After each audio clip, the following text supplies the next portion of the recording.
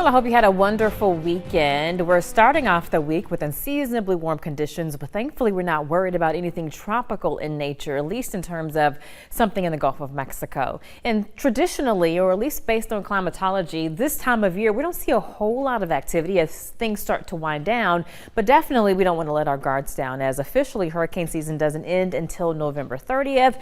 And again, we're right about here, getting ever so close to the end of the season, but still we have a little ways to go. Now, in terms of the season thus far, we have had 19 named systems, so that is above the average. Typically in an average season, we'll see about 14 named storms, and the forecast for this season was for it to be above the average according to NOAA and according to Colorado State. And thus far, in terms of hurricanes, we've had an average scenario there with 7 hurricanes thus far, and we've had 3 major hurricanes, which is also average for a hurricane season. So here's a list of names thus far, and we're working our way down towards the very end. Our next name up is Vince, and then we have Whitney, and that's it. So if we get through all of the names on the official list for the season, then we'll move to the supplemental storm name list. And as you see, we have Adria, and then we work down the list, but hopefully we don't get this far. But we do have another list that we'll go to if we get past the W name on our 2023 list.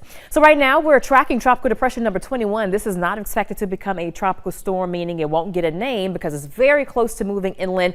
Here's a look at it right now. As you look at the infrared satellite imagery, it is going to make its way inland across Nicaragua, and it is going to bring lots of rain, possibly as much as a foot in some spots. So they're going to have to worry about flash flooding and the potential for mudslides.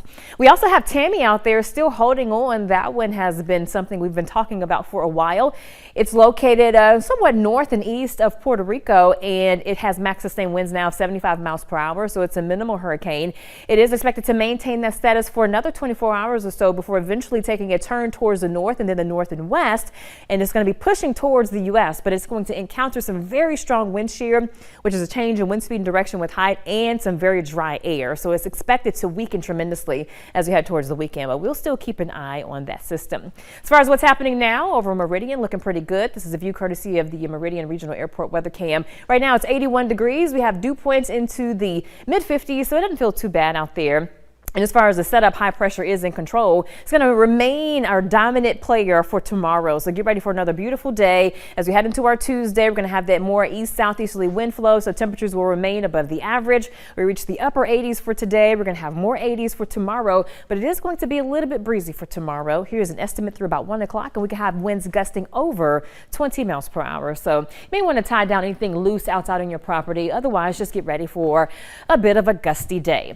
Tonight, though, we're looking at temperatures more so into the 50s, mid-50s, so not too bad tonight. And then for tomorrow, get ready for a sun-filled day. Temperatures will remain above the norm. We should have highs in the upper 70s this time of year, but we're aiming for somewhat mid-80s around Meridian.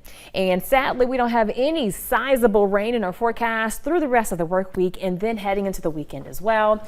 But I guess the weather's cooperative for those folks who'll be out and about tomorrow. I believe they're doing some type of candy the candy crawl. Yeah, so that's going to be favorable with Nice the exception weather of the wind that may blow around some costumes.